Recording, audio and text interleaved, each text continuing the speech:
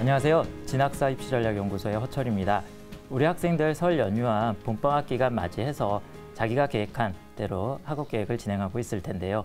신학기를 대비한 학업도 중요하겠지만요. 정작 가장 중요한 본인의 미래에 대해서 생각할 수 있는 시간을 가졌으면 하는 마음입니다. 자, 그중에서 고교 선택도 중요한 부분이 될 수 있는데요. 다양한 고교 유형 중에서 자율형 사립고는 어떤 고교이며 그 고교에 진학하기 위해서 어떤 지원 전략이 필요한지를 이번 시간에 알아보겠습니다. TBS 기적의 TV 상담받고 대학 가자 2016 올바른 고교 선택 전략 자율형 사립고 선택 요령 지금부터 시작합니다.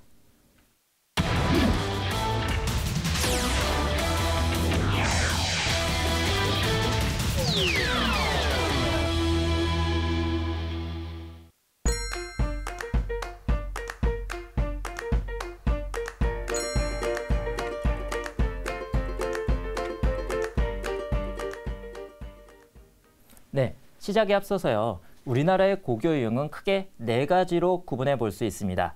그 4개의 유형을 보시게 되면 일반고가 있고요. 그 다음에 특성화고, 그리고 특수목적고등학교, 과학고, 외고, 국제고 이런 특수목적고등학교가 있고, 그리고 자율형 사립고가 있죠. 그 자율고 안에 자율형 사립고와 자율형 공립고가 있습니다. 그 다음 고교 유형에 따라서 지원 시기가 나뉘어지는데요. 그 지원 시기를 보시게 되면 전기 모집과 후기 모집으로 나뉘어서 모집이 진행이 됩니다. 전기 모집에는 외고, 국제고, 과고, 그 다음에 우리가 얘기할 오늘 우리가 얘기할 자율형 사립고가 해당이 되고요. 후기 모집에 일반계 고등학교가 모집을 갖게 됩니다. 자, 이렇게 전기와 후기 모집에서요. 전기 모집 고등학교에는 1개의 고등학교를 지원할 수 있게끔 되어 있죠. 자, 그럼 자율형 사립고랑 무슨 학교인가 알아보시게 되면요. 자율형 사립고란 학교 운영 전반의 자율성을 보장하여 학교의 건학 이념에 따른 다양한 전인교육을 실현할 수 있는 고교를 자율형 사립고라고 말합니다. 학생 선발권하고 그리고 교과 편성의 자율성, 그 다음에 교장 공모제 등을 통해서 학생과 부모님, 선생님의 의견을 빠르게 반영할 수 있는 고교 유형이라고 보시면 됩니다. 자, 그러면 자율형 사립고 현황을 보시게 되면요. 자율형 사립고는 크게 2가지 유형으로 나뉩니다. 전국 단위로 선발하는 전국 단위 자율형 사립고와 광역 단위, 시도 단위로 선발하는 자율형 사립고 이렇게 크게 2개의 유형으로 분류가 되는데요. 전국 단위 선발의 자율형 사립고는 전국적으로 9개 고등학교가 있습니다. 보시면 광양제철고, 김천고, 민족사관고, 북일고, 상산고, 외대부고, 포항제철고, 하늘고, 현대청운고 이상 9개 고등학교가 있고요. 그 다음에 광역 단위 선발의 자율형 사립고는 각 시도별로 해서 있는데 서울 지역에 가장 많은 23개 고등학교가 있죠. 그 23개 고등학교 중에서 하나고는 학교 자체 선발 전형을 갖지요. 고교 내신 성적이 반영되는 선발 전형을 갖기에 선발 방식에서 약간의 차이가 있습니다. 그렇게 해서 23개의 서울 지역의 자율형 사립고, 경문고, 경희고, 대광고, 대성고, 그 다음 동성, 배재, 보인고, 그리고 선덕고, 세화고, 세화여고, 숭문고, 신일고, 양정고, 이대부고, 이화여고, 장원고, 중동고, 중앙고, 하나고, 한가람고, 한대부고, 현대고, 휴문고까지 해서 23개 고등학교가 있다라고 보시면 됩니다. 인천, 경기 지역엔 각각 1개의 고등학교가 있고 대구 지역에 4개의 고등학교, 대전 2개, 광주 하나, 울산 하나, 그리고 전북 2개, 충남, 부산 각각 1개 고등학교가 있다. 이렇게 말씀드릴 수 있을 것 같습니다. 자, 그 다음 자율형 사립고와 다른 고교 유형의 차이점, 특징을 한번 알아보시게 되면요. 일단 교과 편성에서의 차이가 있습니다. 교과 편성 현황을 보시게 되면 일반계 고등학교의 경우는요. 기초교과라고 말할 수 있는 국어, 수학, 영어 과정의 교과 편성이 88.1단위입니다. 평균적으로. 자, 전체 이수할 수 있는 편성 단위수가 181.8단위인 것을 감안해서 보면 평균적으로 한 50% 정도가 일반고에서 배정하는 기초교과의 시수다라고 말씀드릴 수 있을 것 같습니다. 지금 해당 말씀드리는 이 기준은 2012년 4월에 교육부에서 발표한 기준이다. 이렇게 말씀드릴 수 있을 것 같습니다. 그리고 과학고와 외고, 국제고의 경우는 이런 기초교과의 편성이 50단위 이내입니다. 다 50단위 이내로 적은 편이죠. 근데 자율형 사립고, 자사고를 보시게 되면 102.7단위로 기초교과의 편성 시수가 많은 편에 해당이 됩니다. 이렇게 기초교과의 수업을 더 구성할 수 있다는 건요, 상대적으로 국어, 수학, 영어 영역 위주로 해서 출제되는 수능에서 더 대비를 강화할 수 있다는 장점을 지닐 수 있게 되겠죠. 자, 그럼 한 고등학교의 자율형 사립고 예를 통해서 살펴보시겠습니다. 일단은 이니셜로 H고등학교라고 표시를 했습니다. 인문사회과정 입학생의 경우 이 H고등학교의 경우는 국어에서 고전이 3학년 2학기 때 5단위가 편성되어 있습니다. 그리고 수학의 경우도 미적분 원이 3학년 1학기 그리고 2학년 1학기와 3학년 1학기 각각 4단위씩 8단위, 그 다음에 확률과 통계도 각각 8단위가 배정되어 있는 걸 보실 수가 있죠. 그 다음 자연과정, 이공과정을 보시게 되도요, 이공과정에서도 미적분 2가 2학년 2학기 때 4단위, 3학년 1학기 때 3단위 편성되어 있습니다. 그리고 기하 벡터, 학생들 어려워하는 단원이죠. 기하 벡터의 경우 2학년 2학기 때 3단위, 3학년 1학기와 2학기 각각 나누어서 2단위씩 총 7단위가 배정이 되어 있죠. 이렇게 실제로 수능에서 변별을 지닐 수 있는 어려운 영역의 출제 범위에 과목 편성 시간을 많이 할애를 하면서 실제 입시에서 도움을 줄 수 있는 면을 가지고 있죠. 일반계 고등학교의 경우도 고전을 배정하거나 혹은 미적분 2라든가 이런 그 기하 벡터 부분에 많은 시간을 할애하는 경우도 있지만, 대체적으로 자율형 사립고가 이런 기초교과의 편성 자율성을 가지고 이런 교과의 유연성, 입시에서 도움이 될 수 있는 과정의 그런 편성 시수를 늘릴 수 있는 그런 장점을 지니고 있다, 이렇게 말씀드릴 수 있을 것 같습니다. 그 다음 각각의 전국 단위 자율형 사립고의 특징을 한번 살펴보겠습니다. 전국 단위 자율형 사립고 몇 개가 있다고 말씀드렸죠? 총 9개의 전국 단위 자율형 사립고가 있는데요. 그중에 서울 지역에 있는 하나고까지는 포함을 해서, 하나고는 내신 성적이 반영되는 학교이기 때문에 포함을 시켜서 한번 말씀을 드려보겠습니다.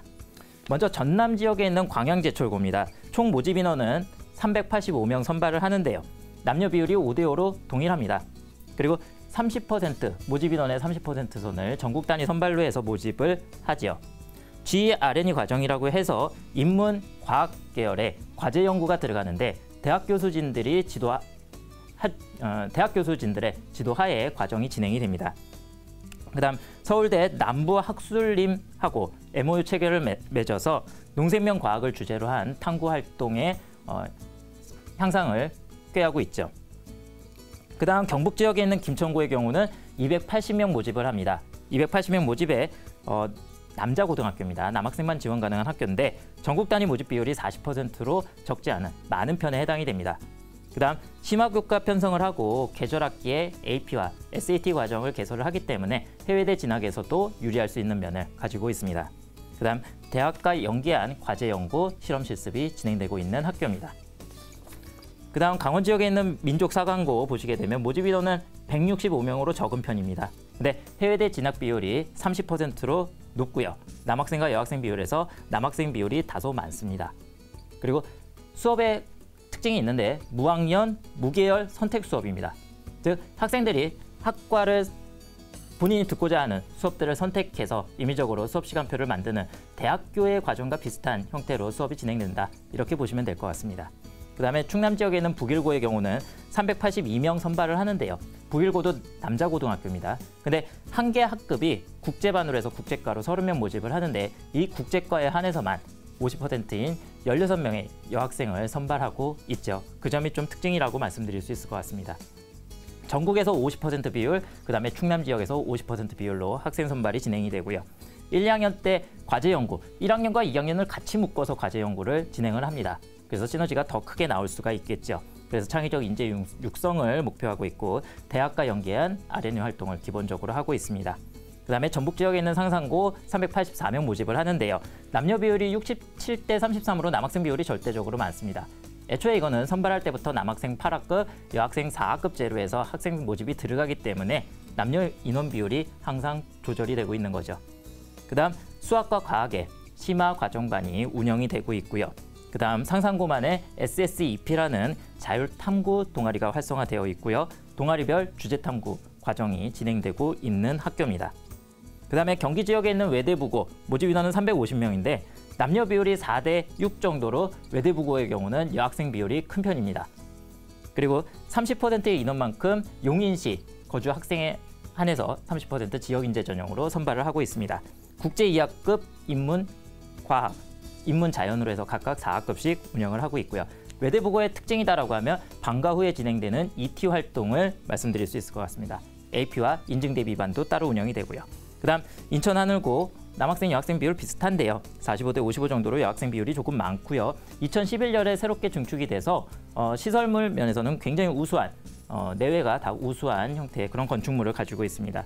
외국인 교사 수업 통해서 글로벌 인재 육성 창의 융합 R&E 과정이 진행되고 있는 학교입니다. 전국 단위 선발이 20명으로 적은 편에 해당이 되는 특징이 있습니다. 그다음에 경북 지역의 포항제철고 429명 뽑고요. 남녀 비율 57대 43, 전국 단위로 100명 23% 비율로 선발을 합니다. 포항제철고의 경우는 포스텍과 서울대와 연계한 ITP라는 과학교양 수업, 그리고 R&E 연구 수업이 같이 진행이 되고 있습니다. 그다음에 서울 지역의 하나고 남녀 비율 5대 5로 동일하고요. 그리고 하나고 역시 계열 무관 선택 수업으로 학생들이 임의적으로 본인 듣고자 하는 수업들 선택해서 진행하는 대학과 동일한 방식의 수업 구조를 가지고 있죠. 그다음에 현대청원고는 180명, 남녀 비율 5대 5로 동일한데 정주영 학이라는 그 교과 과정이 편성이 되어 있습니다. 그래서 창조하는 미래인, 도전하는 세계인을 양성을 전제로 한 학교고요. 실용 영어 중심의 원어민 수업 진행이 되고 있고 영어 프리젠테이션이 편성되어 있다. 이렇게 각각의 전국 단위 선발의 자율형 사립고 특징을 말씀을 드렸습니다. 네, 시도 단위 선발의 자율형 사립고를 일부 학교를 통해서 알아보겠습니다. 먼저 서울 지역에 있는 보인고 특색 사업을 보시게 되면요. 석학 특강이라고 해서 인문, 과학, 사회 이쪽 계열에 있는 석학 이상의 명사를 초빙을 해서 매주 금요일, 토요일에 이런 전문적인 특강을 수강할 수 있게끔 프로그램을 운영하고 있습니다. 그리고 그 특강 후에 개인 보고서를 작성해서 기록하게끔 해놓고 있는 장점이 있죠. 그다음 사질동행 탐방이라고 해서 우리나라 유적지, 연구단지 이런 데 탐방하면서 보고 듣고 느낄 수 있게 이렇게 프로그램을 운영하고 있고요. 글로벌 리더십 해외 연수 통해서 같이 그런 교류를 할 수 있게끔 프로그램도 운영하고 있습니다. 리더십 창의 아카데미라고 해서 실제로 CEO들을 초빙을 해서 그 CEO들의 생활, 역경, 극복 사례 이런 걸 알려주면서 본인 스스로의 역량을 키우는 데도 도움을 주고 있고요. 그 다음에 다문화 국제이행이라고 해서 똘레랑스라고 해서요. 발음이 조금 어렵네요. 그래서 종교, 인종, 다문화, 탈북자 등 이런 문화, 이런 계층에 대한 이해를 높이고자 그런 프로그램을 지원하고 있습니다. 자, 그 다음에 중요할 수 있죠. 대학 학생부 종합전형에서 본인의 학업 역량을 드러낼 수 있는 중요한 부분이라고 보여지는 건데요. 논문 연구 및 테드라고 해서 실제로 본인이 논문을 직접 작성을 하거나 테드에 나오는 그런 과학 혹은 뭐 이런 기술적인 분야 이런 부분들을 직접 보고 본인이 다시 재조사를 하는 형태의 그런 리서치 활동들, 이런 발표 활동이 기본적으로 프로그램화되어 있습니다. 그 다음에 봉사활동 발런티어라고 해서 국립소록도 병원하고 연계를 맺어서 이런 자원봉사를 나가기도 하고요. 그 다음에 지역사회에 연계한 교육, 기부 프로그램. 그러니까 보인고 같은 경우는 학생의 역량을 키울 수 있는 그런 동아리 활동 이런 부분의 지원뿐만 아니고 봉사활동 부분에 있어서도 학교 내에서 프로그램화 시켜서 지원을 해주고 있다 이렇게 말씀드릴 수 있을 것 같습니다. 그 다음에 세와 여고의 경우 또 하나의 특징으로 좀 살펴보면 레인보우 테마 액티비티라고 하는 타이틀로 학생들을 7색깔 무지개라는 그런 그 틀 안에서 이렇게 운영될 수 있게끔 조율을 하고 있습니다. 이 학기별 테마를 지정을 하는 건데 즉 7색깔 무지개 각 학기별 들어올 때 신입생 OT 기간부터 해서 1학년 1학기, 2학기, 2학년 1, 2학기, 3학년 1, 2학기 이렇게 7개의 기간을 활용을 해서 어떠한 색깔을 지정을 해주고요. 그 색깔 안에서 테마가 결정이 되면 뭐 오리엔테이션 기간 때 예절이라는 명칭으로 기간을 잡아주고 그 다음에 1학년 1학기일 때 뭐 지혜라든가 이런 식으로 해서 그 학기별 주제 카테고리에 대해서 동아리 활동이든 봉사활동이든 모든 진로개혁 활동이든이 그런 큰 테마의 일관성을 가지고 진행되게끔 이렇게 맞춘 게 세와 여고의 레인보우 테마 액티비티라는 명칭으로 운영이 되고 있습니다. 자, 그러면 이런 자율형 사립고의 장점과 단점은 어떤 게 있을지 알아보겠습니다. 먼저 장점이라고 한다면 가장 큰 장점이 될 수 있을 텐데요. 학생들이 학교를 선택해서 지원하는 거죠. 그리고 지원을 했을 때 학교는 학생들을 어떠한 선발 기준을 가지고 뽑게 됩니다. 이렇게 되면 학생 선발을 통해서 학교가 운영이 되게 되면요. 당연히 우수한 학생들이 많이 진학을 재학을 하게 되고요.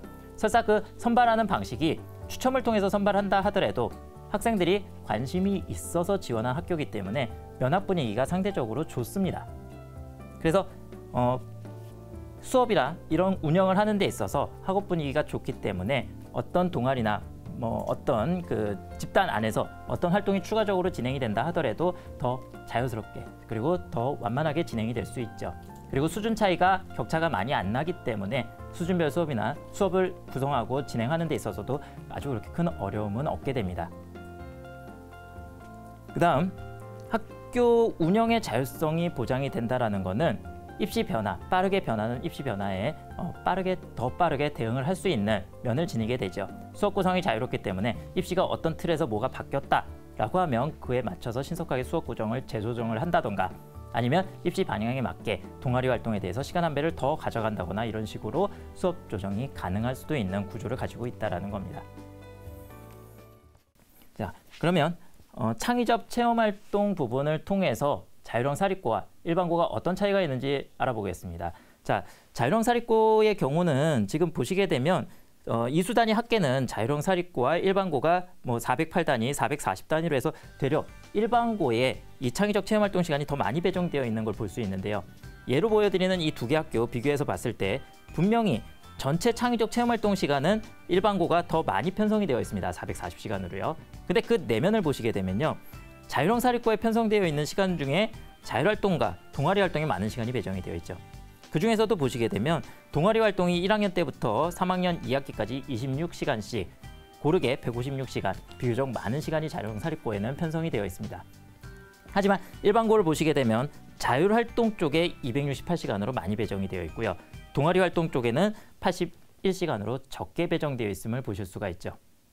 자율활동이라고 한다면 진로 계획이나 이런 걸 세울 수 있게끔 학교에서 자체적으로 이런저런 그 교육 과정들 이런 걸 편성할 수 있는 그런 시간 그리고 임원 활동 이런 부분을 할 수 있게끔 유지할 수 있게끔 운영하는 시간들을 통틀어서 말합니다. 근데 동아리 활동은 순수하게 학생들이 창의적 체험활동 동아리나 상시 동아리를 개설을 해서 운영하는 그 시간을 동아리 활동이라고 하죠. 실제적으로 대학에서 평가하는 전공적 합성을 높이기 위해선 이 동아리 활동이 갖는 의미가 크다고 볼 수 있고요. 그렇기 때문에 자율형 사립고에서 운영하고 있는 동아리 활동 더 많은 시간을 보통 평균적으로 더 많은 시간을 할애하고 있죠. 그래서 자율형 사립고가 이 부분에서 강점이 될 수 있는 겁니다. 자, 학교별로 몇 개 학교를 나눠서 한 번쯤 보겠습니다. 3개 학교인데요. 이렇게 3개 고등학교를 보시게 되면요. 동아리가 2개 유형으로 나눠져요. 창의적 체험활동 동아리 하나와 학생 자율동아리로 나뉘어지는데요. 창의적 체험활동 동아리라고 함은 학교에서 미리 개설해 놓은 동아리라고 보시면 돼요. 그 개설되어 있는 동아리 안에 학생들이 신청을 해서 운영되는 그 동아리 유형을 말하고요. 학생 자율 동아리라는 것은 학생들이 필요에 의해서 만든 동아리를 얘기합니다. 그래서 실제로 대학에서 실험 정신, 학술에 대한 연구 이런 부분에 대해서 더 검증을 가져가기가 이 학생들이 자율적으로 만든 동아리에서 더 유의미한 데이터들이 많이 나온다고들 해요. 당연하겠죠. 본인들이 어떠한 연구 주제를 가지고 좀 더 깊이 있게 공부를 하고 싶은데 그게 학교 자체적으로 없어, 그 동아리가. 그러면 본인들이 아름아름 모여서 3명이든 5명이 모여서 그 동아리를 개설하겠다 하고서는 1년 이상을 운영을 하는 거다 보니까 아무래도 그 깊이 나올 수 있는 그런 논문의 그런 데이터나 이런 부분이 훨씬 더 좋아지는 건 당연할 겁니다. 그래서 학생 자율동아리가 입시에서 갖는 의미는 유의미하다라고 볼 수도 있는 면인데 보시게 되면 전국 단위 자율형 사립고 Y고의 경우는 이 학생 자율동아리가 무려 192개나 됩니다. 그리고 거기서 선발하는 인원이 참여하는 인원이 3,141명이나 되죠. 보통 2개에서 3개의 자율동아리를 참여하고 있다고 보실 수 있는 거고요. 꽤 많이 동아리를 참여하고 있죠. 그 다음에 광역 단위 선발의 자사고의 경우도 54개 동아리가 운영 중이고 참여 학생도 635명으로 적지 않은 인원이 참여하고 있습니다. 그다음 일반고의 경우, 물론 이건 상대적입니다. 일반고 중에서도 이 학생자율 동아리를 80개 이상 운영하는 학교도 일부 있기는 합니다. 근데 보통적으로 자율형 사립고에 비했을 때 그 학생자율 동아리 수가 적은 편이 많고요. 그래서 일반고의 예로 든 일반고의 경우도 동아리 수는 학생 자율 동아리가 12개밖에 되지 않고요. 거기에 참여하는 인원도 적은 편이죠. 66명으로. 그래서 이런 동아리 부분은 자율형 사립고의 강점이 될 수 있는 면이 됩니다. 자, 반면에 단점은 어떤 단점이 있느냐라고 했을 때 이 장점이 바로 단점이 될 수도 있습니다. 우수한 학생들이 모여 있다 보니까 우리나라 입시, 대입의 경우는 상대평가죠. 내신에 대해서 상대적인 위치, 학교에서 내가 어느 정도 위치를 점유하느냐에 따라서 평가가 엇갈리게 됩니다. 근데 이렇게 우수한 자원층만 모여 있다 보면 당연히 내신 관리가 어렵겠죠. 그래서 입시에서 내신 관리의 어려움이 가장 큰 단점이 될 수도 있습니다. 그다음, 이런 입시에 대한 경쟁이 과열되고 치열하다 보니까 입시 기준으로만 학교에 적응하는 경우들이 많이 나타납니다. 무슨 얘기냐면 애초에 시작선부터 내신이 밀렸다? 그러면 수시형은 어려우니까 정시형으로 포커스를 맞춘다던가 이런 식으로 수시형, 정시형으로 아이들이 빨리 그 줄을 서는 겁니다. 그래서 혹여라도 내가 수시형이 아니다 이랬을 때는 학교 생활에 적응하기보다는 본인이 수능 대비한 학습에 따로 매진을 한다거나 이런 식으로 학교 생활과 괴리되어 있는 입시 위주의 학업 진행이 될 수도 있다는 거죠. 그런 단점을 안고 있습니다. 그 다음 당연히 일반고보다 2~3배 많은 비싼 등록금은 부모들의 부담이 되실 수 있는 면으로 작용이 됩니다. 자, 예로 고교 유형별 전출 비율을 한번 예로 들어봤는데요. 보시게 됐을 때 이거는 학교 알림이라는 사이트에서 공시한 기준입니다. 2015년 4월 기준으로 해서 공시한 자료를 지금 보여드리는 건데, 보시게 되면 고교 유형별로 전출 비율을 놓고 봤을 때요. 보셨을 때 과학고의 전출 비율은 0.8%로 낮은데 자율형 사립고 중에 광역단위 자율형 사립고는 3.0으로 전출 비율이 가장 높습니다. 자, 이렇게 단점이 적용된 건데 1차적으로 진학하고 나서 봤더니 내 자녀 혹은 내가 잘한다라고 생각했는데 막상 우수한 자원층하고 맞붙다 보니까 내신이 밀리는 거죠. 그래서 그런 좌절을 겪으면서 일반고로 전출 가는 비율이 가장 많을 거고요. 그 다음 또 하나는 학교별로 학교의 권학 이념에 맞춰서 특색이 있는 학교 구성이 가능한 게 자율형 사립고죠. 그렇기 때문에 2~3배 비싼 등록금을 내고 진학을 하는 거고요. 근데 막상 진학해봤더니 본인이 생각했던 그런 학교 특성이 잘 안 보이거나 이런 경우들, 그랬을 때 일반고로 다시 전출을 가는 경우들이 나오게 됩니다. 자, 그렇기 때문에 자율형 사립고에 진학을 희망한다라고 한다면 본인의 학업력과 그 학교의 특징에 대해서는 자세히 분석을 하고 지원을 결정하셔야겠습니다. 자, 지금까지 자율형 사립고란 어떤 학교이며 자율형 사립고의 특징 및 장단점에 대해서 알아봤는데요. 자, 일부 내용 다시 한번 정리해 본다면요. 자율형 사립고는 정기 모집 시기에 지원할 수 있는 학교고요. 단 한 개의 고등학교만 지원해 볼 수 있는 그런 고교 유형이다. 이렇게 짧게 말씀드릴 수 있을 것 같고요. 그 다음에 자율형 사립고의 장점이다, 특징이다라고 한다면 교과 편성의 자율성을 부여받고 있기 때문에 기초교과에 대한 수업 시설을 비교적 많이 가져갈 수도 있고요. 그리고 동아리나 이런 창의적 체험활동 부분을 더 강화해서 운영할 수도 있는 그런 장점을 지니고 있다라고 말씀드릴 수 있을 것 같습니다. 그 다음에 반면에 단점이라고 한다면 이런 우수한 자원들 경쟁 속에 있다 보니까 경쟁이 치열해져서 과열된 양상을 보이게 되고, 그래서 입시의 중심에 그런 선택이 수시형인지 정시형인지 이런 형태로 양분화될 수도 있는 문제점을 안고 있다. 그리고 학교 적응에 학교 특색이 너무 강하다 보니까 학교 적응에 어려움을 겪을 수도 있다. 이 정도로 해서 자율형 사립고 특징 그리고 장단점에 대해서 말씀드릴 수 있을 것 같습니다. 자, 그럼 2부에서 자율형 사립고에 진학하기 위해서 어떤 전략을 세워야 할지 알아보는 시간을 갖도록 하겠습니다. 그럼 지금까지 강의한 내용을 다시 한번 되짚어보고 전하는 말씀 듣고 오겠습니다.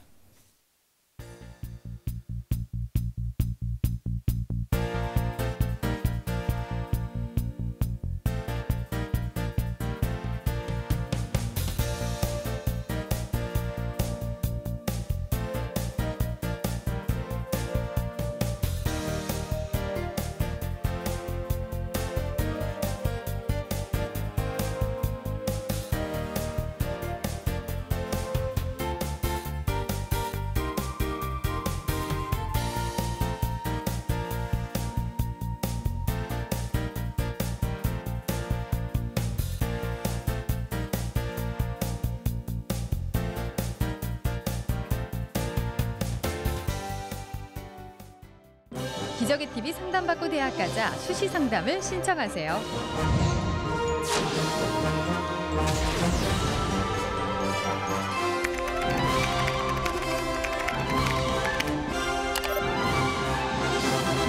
우선 검색창에 상담받고 대학 가자를 검색하고 메인 홈페이지에 입시 컨설팅란을 클릭합니다.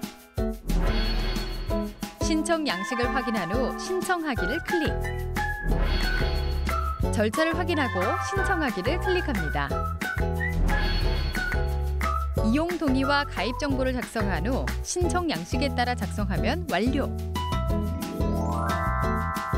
기적의 TV 상담받고 대학 가자 수준 높은 대입 컨설팅 지금 바로 신청하세요. 네, 그럼 이제 2부 우리가 1부에서 알아본 자율형 사립고의 지원 전략들을 어떤 지원 전략을 세워야 할지 한번 알아볼게요. 자, 먼저 보시게 되면 정기 모집에서 선발하는 이런 자율형 사립고는 학교별로 선발 방식이 다소 차이가 있습니다. 그 차이를 이용해서 본인에게 유리할 수 있는 학교를 찾을 수 있는 여부가 나오는데요. 자, 보시게 되면 어떤 특징을 가지고 진행이 되는지 먼저 살펴보겠습니다. 먼저 전국 단위 선발과 광역 단위, 시도 단위 선발의 자율형 사립고는 그 전형 방식에 다소 차이가 있습니다. 먼저 전국 단위 선발의 자율형 사립고를 말씀드리면요. 1단계에서 일정 배수를 내신 성적과 출결을 감점 점수로 해서 1단계 일정 배수를 선발을 합니다. 그리고 2단계에서 이 1단계 성적과 함께 면접을 통해서 최종 합격자 선발을 하죠. 물론 민사고는 1단계에서 일정 인원하고 2단계에서 서류를 갖고 3단계까지 과정이 3단계로 진행이 되기 때문에 약간의 차이는 있습니다. 자, 그다음 광역 단위, 시도 단위 선발의 자율형 사립고를 보시게 되면요. 서울 지역의 경우는 1단계에서 지원자 대상으로 전원 대상으로 1.5배수 추첨 선발을 합니다. 내신 성적을 평가에 반영하지 않습니다. 그냥 지원 들어온 인원의 일정 인원인 1.5배수를 추첨을 통해서 선발을 한다라고 보시면 되고요. 2단계에서 자기주도 학습 과정과 인성 영역 점수를 가지고 최종 합격자 선발을 하게 되죠. 그 외에 시도 단위 학교들은 내신과 면접을 통해서 학생 선발을 하는데요. 그러니까 학생별 자기주도 학습 전형을 가져가는 겁니다. 단 이제 광주 지역의 경우만 추첨 선발을 통해서 학생 선발을 합니다. 자, 서울 지역의 면접 시행과 관련했을 때요. 보시게 되면 약간의 차이들이 있는데요. 1단계 지원자들이 1.5배수가 넘는다 하더라도 전원 추첨 선발하는 학교도 있습니다. 보시게 되면 지원자 중 전원을 추첨 선발하는 학교는 3개의 고등학교가 있고요. 경문고등학교와 숙문고, 장훈고등학교가 여기에 해당이 됩니다. 그 다음 또 다른 특징이라면 지원율, 전체 모집 인원 중에 130%가 초과됐을 때만 면접을 갖는, 그러니까 130% 이하의 경우는 추첨 선발을 하는 학교가 3개 고등학교가 있죠. 경희고, 신일고, 현대고. 그 외에는 120% 이하일 때 추첨 없이 선발을 하는 형태로 진행이 됩니다. 자, 여기서 일부 전략이 나올 수가 있죠. 서울 지역의 자율형 사립고를 지원한다라고 했을 때 뭐 내신은 어차피 평가에 반영되지 않으니까 상관없지만요. 면접에 자신이 없는 경우라면 면접 전형을 아예 실시하지 않고 추첨 선발을 하거나 혹은 면접을 진행하기 위해서 지원해야 될 인원이 각각 더 많이 지원을 해야지만 면접을 갖는 130% 이상일 때 면접을 갖는 이 경희고, 신일고, 현대고 이렇게 6개 고등학교를 생각해 보시는 것, 고려해 보시는 것도 하나의 지원 전략이 되실 수 있다는 겁니다. 자, 그다음 전국 단위 선발의 자율형 사립고의 경우는 각 고등학교별로 전형 방식이 이 10개의 자율형 사립고는 다 각각 상이한 기준을 가지고 있습니다. 자, 우선 단계별로 전형이 진행되다 보니까요. 1단계의 차이를 한번 보셔야 될 것 같은데요. 1단계에서 각 학교별로 선발하는 선발 배수가 차이가 있습니다. 그래서 1단계 모집 인원이 가장 많은 학교는요. 지금 표에 보여드리는 저 학교의 학교명들은 상대적으로 1단계 선발 인원이 가장 많은 순으로 해서 표기를 하고 있습니다. 그래서 가장 많은 인원을 뽑고 있는 학교는 상산고등학교로 1단계에서 554명을 선발하죠. 그 다음에 민사고가 2016학년도 기준으로 모집 인원은 165명으로 모집 인원 놓고 봤을 때는 적은 편입니다. 근데 1단계에서 선발하는 인원이 3배수이기 때문에 1단계 선발 인원은 495명으로 많죠. 그 다음 외대부고가 392명, 현대청운고가 294명. 북일고 262명 순으로 해서 모집 인원이 많은 순으로 해서 진행이 되고 있습니다. 자, 이렇게 1단계 선발 인원이 많다라는 건요, 내가 1단계에 통과될 가능성도 높다는 의미일 수도 있겠다만요. 근데 이게 지원 전략 부분에서 놓고 봤을 때는 다소 유불리를 좀 판단해 보셔야 되는데요. 어떨까요? 1단계에서 선발 인원이 많아요. 그러면 나만 안정적으로 느끼게 될까요? 아니죠. 즉 무슨 얘기냐면 내신 성적이, 교과 성적이 좋은 친구들이다 그러면 1단계 선발 인원이 많은 곳으로 지원이 몰리는 그런 양상을 보이게 됩니다. 그래서 반대로요, 내가 내신에서 약간 불리함이 있는 것 같아 라고 생각이 된다면 1단계 선발 인원이 적은 쪽을 공략하는 게 하나의 지원 전략이 될 수 있을 겁니다. 자, 이번에는 교과 반영 방법상에서도 유불리가 나타날 수 있는데요. 자, 표가 조금 여러 개의 열로 구분이 되어 있기 때문에 조금 복잡하실 거예요. 학교명 나와 있고 반영 학기가 다 제각각 다릅니다. 전국 단위 선발의 자유형 사립고의 반영 학기가, 그 다음에 학기별 반영 비율이라고 해서 1학년 2학기 때, 2학년 1학기 때 뭐 이런 식의 학기별로의 반영 비율도 차이가 있고요. 그리고 또 하나, 그 학기별 반영되는 교과목마저도 차이가 있습니다. 복잡하죠. 이렇게 복잡하기 때문에 학교별로 지원 전략을 달리할 수 있는데요. 자, 이거를 조금 보시기 편하게 그룹을 지어서 다음 표에서 보시게 되면요. 자, 반영 방법상의 특징이 있습니다. 전과목을 반영하는 학교는요, 민족사관고하고 하나고 두 개의 학교가 이렇게 전과목을 반영하고 있고요. 즉, 내가 주요 교과뿐만 아니고 생활교양이나 체육, 은미체 뭐 이런 과목도 모두 다 좋다, 우수하다라고 하면 민사고 하나고를 고려해 볼 수 있을 거란 얘기죠. 그리고 상대적으로 경쟁이 덜할 수 있다는 얘기가 될 거고요. 그 다음 1학년 교과 성적을 반영하지 않는 학교는 외대부고, 인천 하늘고 두 개의 학교가 있습니다. 무슨 얘기일까요? 1학년 때 놀았어. 그러다가 2학년 때부터 공부를 시작한 친구들. 그래서 1학년 성적이 굉장히 낮고 2학년 성적이 그때부터 좋다라고 한다면 외대부고와 인천 하늘고를 지원 전략으로 둘 수 있을 겁니다. 그 다음 3학년 1학기 성적 반영 비율을 40% 이상 높게 반영하는 학교도 있습니다. 즉, 전체 반영 학기를 놓고 봤을 때 그중에서 3학년 1학기 때 성적만 우리 고등학교는 40% 이상의 비율로 반영을 시킬 거야. 절대적이겠죠. 그래서 3학년 1학기 때 지금 올라가는 중3 학생들이다라고 하면 3학년 1학기 때 열정적으로 공부를 해서 학업 성취도를 최대한 높여놓는다.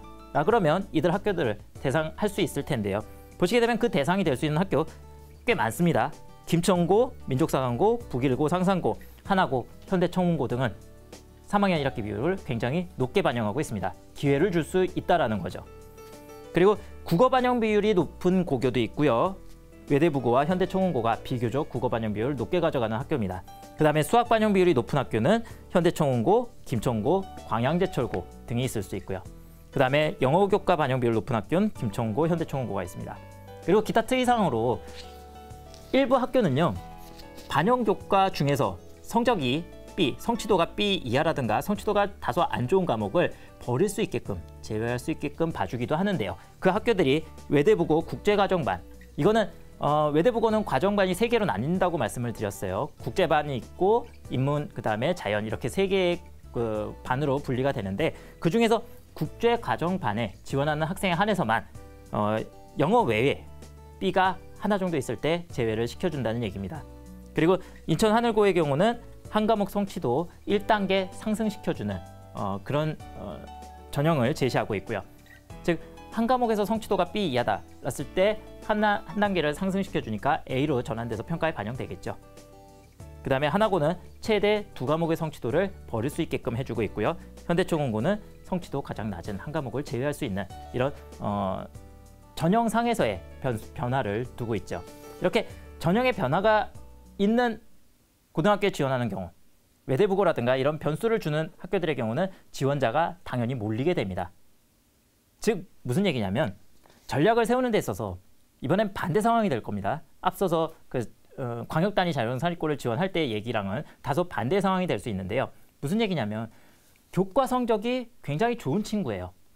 교과 성적은 좋은데 면접에 조금 자신이 없거나 서류 준비하는 데 있어서 조금 애를 먹는 친구들, 이런 성향을 갖춘 친구다라고 그러면 방금처럼 내신이 조금 불리했을 때 감안해주는 학교들, 외대부고라든가 인천하늘고라든가 현대청운고, 이런 학교들은 가급적 피하는 게 좋죠. 되려 내신의 영향력을 더 극대화 가져갈 수 있는 그런 학교를 지원하는 게 전략일 수 있기 때문에 이런 학교별 유불리는 확인하셔야 됩니다. 지금 보여드린 자료는요. 2016학년도 모집 요강 기준으로 해서 작성된 자료입니다. 2017학년도 자료가 아직 공지되지 않았기 때문에 전년도 기준으로 보여드린 거고요. 즉 올해 2017학년도 요강 기준이 발표되면 추후에 그 자료를 토대로 해서 제가 보여드린 표 형식처럼 학교별 유불리를 적어놔 보시고 그리고 거기서 수험생 본인 혹은 부모님이 보셨을 때 내 자녀에게 유리할 수 있는 학교는 어떤 학교인지 찾아보실 필요가 있다라는 얘기입니다. 자, 그 다음에 전략 중에서 중요할 수 있는 부분인데요. 어차피 내신은 거의 다 좋습니다. 거의 다 최상위를 유지한 상태로 전국 단위의 지원을 들어오게 되겠죠. 그러면 실제로 변별이 생기는 건 서류와 면접 전형에서만 변별이 생기게 될 겁니다. 그랬을 때 반영 비율 상으로만 놓고 봐도 민족사관고나 상상고, 외대부고, 그다음 그 현대청원고 같은 경우는 서류와 면접 비중이 매우 큰 학교입니다. 그래서 내신은 다소 불리한 경향을 보이나 면접이나 서류에서 아주 자신이 있다라고 한다면 이들 학교에 지원을 했을 때 내신의 부족함을 다 뒤집고 합격할 수 있는 가능성이 높은 학교들이죠. 근데 이렇게 서류와 면접 비율을 전체 학교를 다 보여드리는 이유는요. 그것도 2015년도와 2016학년도를 비교해서 보여드리는 이유는 실제로 서류와 면접의 실질 반영 비율이라고 해서 학교에서 얘네 비중을 얼마나 크게 가져갈지 발표하지는 않습니다. 그래서 얘네들이 갖는 실제적인 무게감을 알 수는 없거든요. 학교별로 그래서 차이를, 유불리를 판단해낼 수 없다는 거죠. 단, 그 해당 학교 내에서는 유불리를 판단해낼 수 어느 정도 짐작해 볼 수 있는 기준이 될 수 있습니다. 그래서 두 개년치 거를 비교를 해놨는데 즉 지난해 대비해서 이 면접 혹은 서류의 비중이 강화되거나 낮아지거나를 지난해 전년도와 비교해서 그 학교 내에서 확인을 해보자는 거죠. 그렇게 봤을 때 대체로들 비슷비슷합니다. 근데 김천고의 경우는 31%로 비슷하다라고는 하는데 이 전형 방법상에서 놓고 봤을 때요. 지원자 중에 30%의 인원만큼은 상위 30%의 인원만큼은 심층 면접이 아닌 일반 면접을 통해서 선발한다고 합니다. 비율은 동일하지만요. 31%의 비율은 동일하지만 면접이 갖는 파괴력, 면접에서 질문을 던지는 그런 내용의 심층 난이도 이런 부분을 좀 완화시켜서 질문을 하는 거기 때문에요. 상대적으로 1단계의 영향력이 더 크게 나타날 수도 있는 그런 면을 가지고 있죠. 그렇게 해서 30% 인원을 감안해서 뽑아준다. 그 30%에 해당이 된다면 올해 김천고에 지원을 했을 때 면접에 대한 강화는 완화됐다라고 볼 수 있는 느낌으로 보실 수 있을 겁니다. 그 다음에 북일고 같은 경우는 26%이긴 하는데요. 여기 학교의 경우 지난해 선발에서 교과 전형하고 종합 전형 나뉘어서 모집을 가졌고요. 종합 전형의 면접 비중이 컸죠. 서류 면접 비중이. 근데 그걸 통합시켜서 26% 정도의 비율로 올해 면접과 서류 전형을 통해서 선발한다. 이렇게 발표를 한 거죠. 그럼 무슨 얘기냐면 지난해 교과의 유리함을 가지고 지원을 해서 면접이나 서류에서 약간 좀 영향을 덜 본 그런 성향이 있었다 그러면 올해는 교과가 우수하다 그래도 그 영향을 효과를 보기가 어려워졌다는 얘기입니다. 2016학년도 입시에선. 그래서 상대적으로 어찌 보면 전체 인원에 대해서 면접이나 서류 비중이 강화된 거기 때문에 서류 면접의 영향력이 강화됐다라고 볼 수 있는 거죠. 그게 북일고에 해당이 되는 내용입니다. 이렇듯 올해도 마찬가지겠죠. 2017학년도 입시에서도 지난해와 달라진 서류 면접의 비중을 통해서 그 차이를 가늠해 볼 수도 있을 겁니다.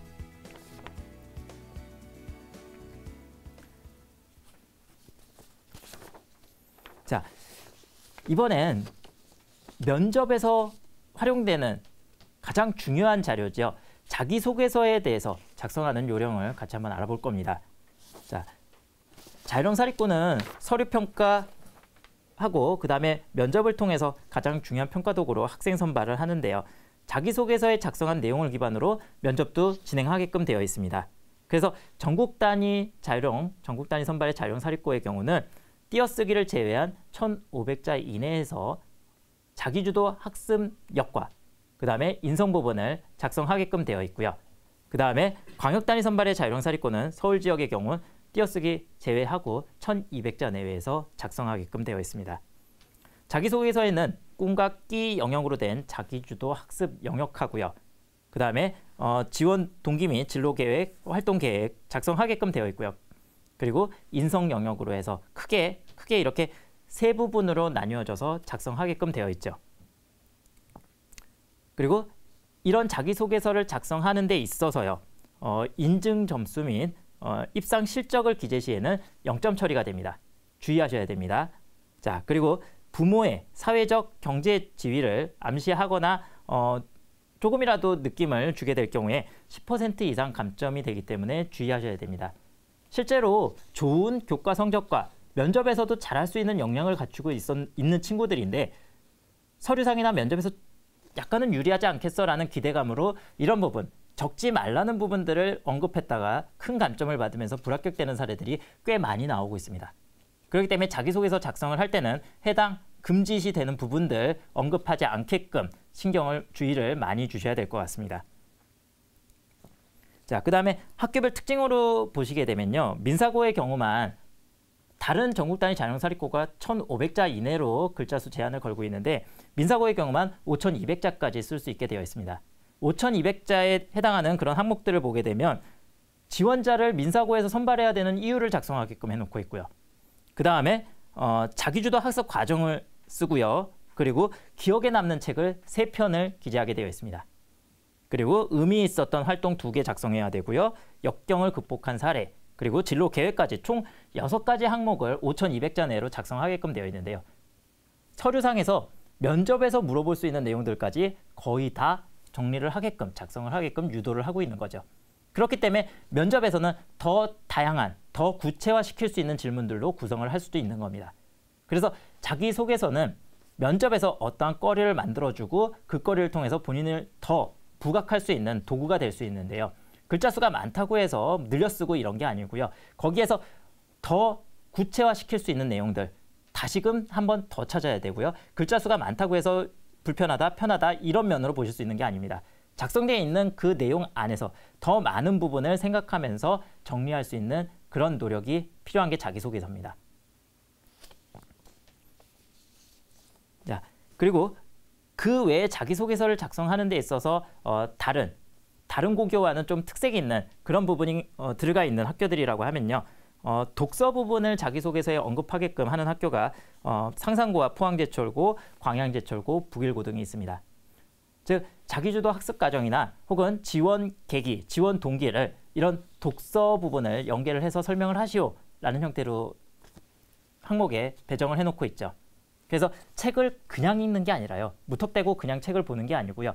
이 책을 읽었을 때 내가 생각하고 있는 고교 유형에 어떤 도움이 되는지 혹은 책을 읽다 보니까 이런 내용들이 실제로 내가 고교를 선택하거나 진로 후 과정에 있어서 이런 도움이 되더라 라는 부분을 생각하면서 그런 거리를 만들어가면서 읽을 수 있어야 한다는 겁니다. 무슨 얘기일까요?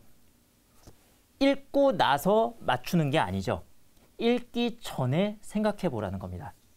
이건 의미가 좀 다릅니다. 즉 내가 자유형사립고나 어느 고교 유형에 지원하는 데 있어서요. 그 고교 유형을 먼저 알고 그 아는 상황에서 어떤 걸 준비해 가는 것과 무엇을 준비한 게 이 고교 유형에 맞아 라는 거하고는 차이가 크겠죠. 준비단에서부터 그 활동이 갖는 의미 자체가 다를 겁니다.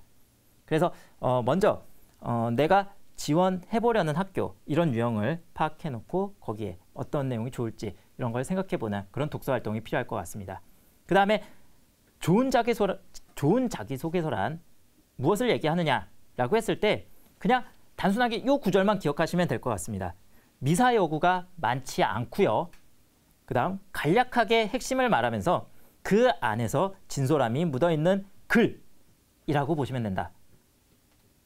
다시 한번 읽어드릴까요? 미사 여구가 많지 않고 간략하게 핵심을 말하면서 그 안에서 진솔함이 묻어있는 글.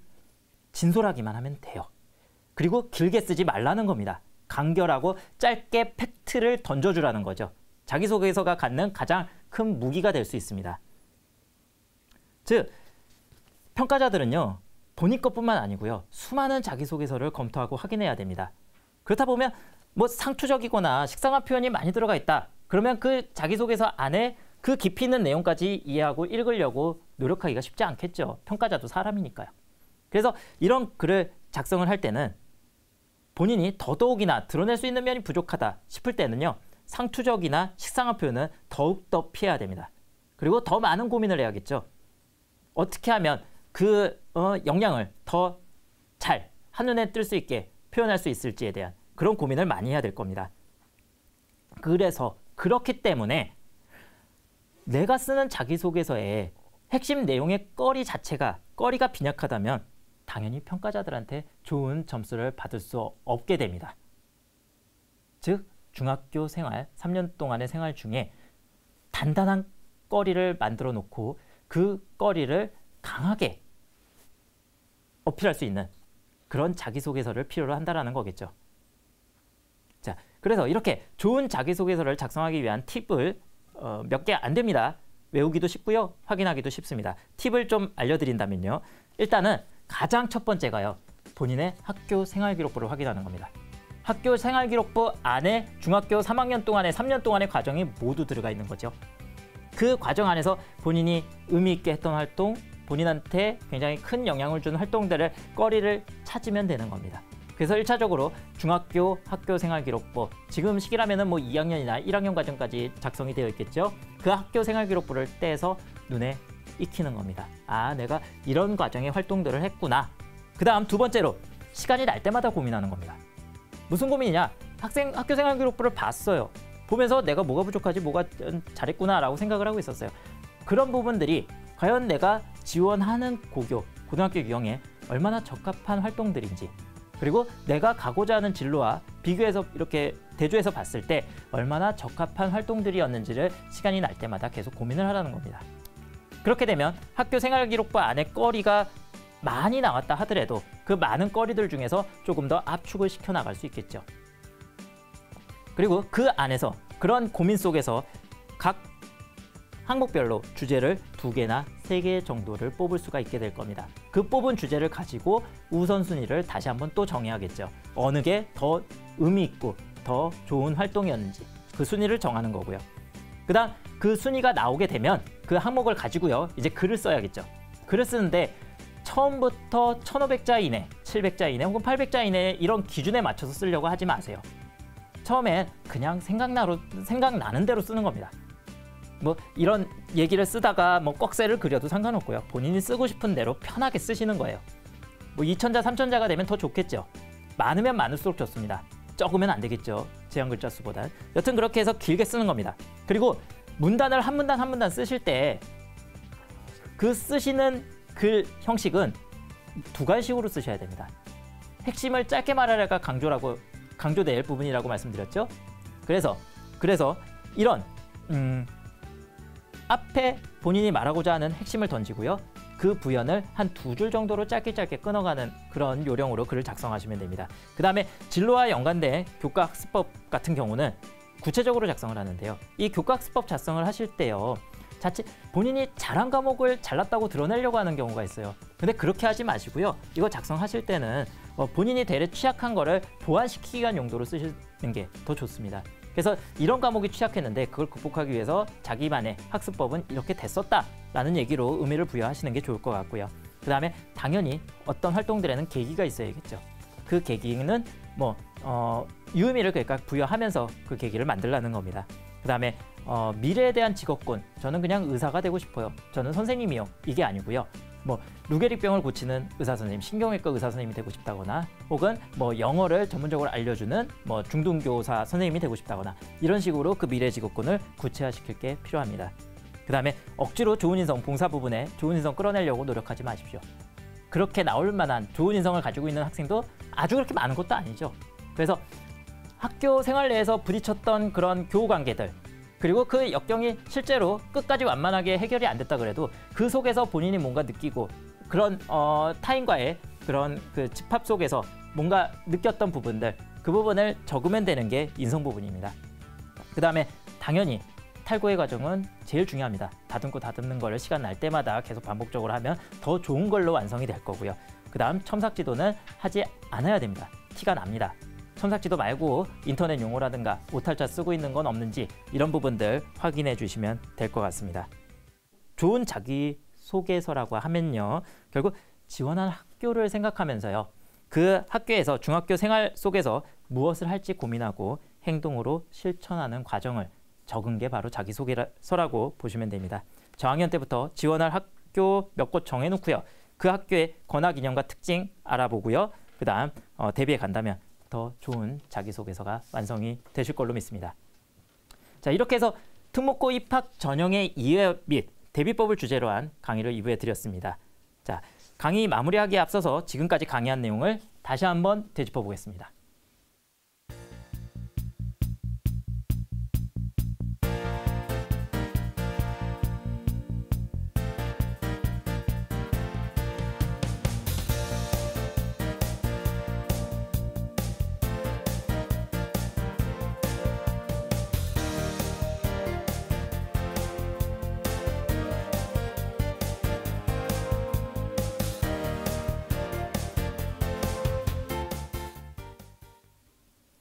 네, 이렇게 이번 시간에 자율형 사립고에 대해서 같이 알아봤는데요. 저는 이렇게 생각해 봅니다. 정기 모집 고교에 선발 전형을 갖는 고교에 지원해 보는 건요. 본인의 진로, 적성, 학업 적합도 이런 부분을 모르는 상황에서 그 어떤 다른 체험 활동보다도 더 소중한 경험이 될 수 있는 활동이라고 생각이 됩니다. 그래서 지금 말씀드렸던 자율형 사립고 지원해 보는 것도 하나의 그런 본인의 진로나 미래의 과정을 찾아가는 하나의 과정이 될 수 있기 때문에요. 너무 어렵게 생각하지 마시고요. 물론 자율형 사립고에 합격하는 재원들은 당연히 중학교 교과 성적들이 우수한 친구들이겠죠. 그리고 거기에 추가적으로 고등학교에 가서나 배울 수 있는 그런 심화 과정까지도 이해하고 있는 친구들이 많을 겁니다. 근데 그게 다가 아니라는 얘기고요. 본인이 지금 중학교 3학년이던 2학년 올라가던 중요하지가 않습니다. 이런 어떤 고교 유형이 됐던 간에 본인이 하고자 하는 미래에 대한 직업군, 미래에 대한 진로 그런 부분을 생각하면서 내가 이 학교에서 진행되는 과정이 마음에 들어. 나 이 학교 괜찮은데? 라고 생각이 들면 준비하는 겁니다. 지금의 성적으로 될 수 있어 안 되든 되든 그 부분은 정말 중요한 게 아닙니다. 1차적으로요. 지금 바라보고 있는 시선이 고등학교에 몰려있는 경우들이 있는데요. 우리가 갖는 방향성에서 1차적인 목적은 어딜까요? 내가 가고자 하는 진로를 이어줄 수 있는 건 좋은 대학, 희망하는 대학의 희망 전공이 되겠죠. 지금은 과정일 뿐입니다. 불합격될까 봐 떨어지는 거에 대해서 불안해하지 마십시오. 도전하시고요. 그 안에서 내가 이 학교에 대해서 지원을 해봐야만 내가 어느 부분을 준비하는 데 있어서 부족했구나를 알 수 있습니다. 준비를 해보지 않고서는 절대로 찾아낼 수가 없는 부분이죠. 그래서 준비해보면서 내가 무엇이 부족한지를 찾아가는 과정, 그걸 하나하나 알아가는 과정을 즐기십시오. 그리고 하나 더, 이런 정기 모집 자율형 사립고에 지원을 결정을 하고 나서는요. 무조건 붙어야지라는 생각으로 사교육 도움을 통해서 이 전형에 대한 해법을 찾으려고 하는 경향들이 많이 나타나기 시작합니다. 현명하지 못한 것 같습니다. 그 자율형 사립고에 붙는 게 중요한 게 아니죠. 그 준비하는 과정, 그 속에서 본인이 몰랐던 걸 찾아가려고 노력하는 그 과정이 이쁜 거죠. 그래서 내가 부족한 부분을 찾아서 그 부분에 대해서 도움이 필요로 해서 그런 도움을 원한다라고 한다면 얼마든지 하십시오. 그렇지만 단순하게 합격을 전제로 한 학습은 피하시라고 말씀드리고 싶습니다. 꿈은 꾸지만 마시고요.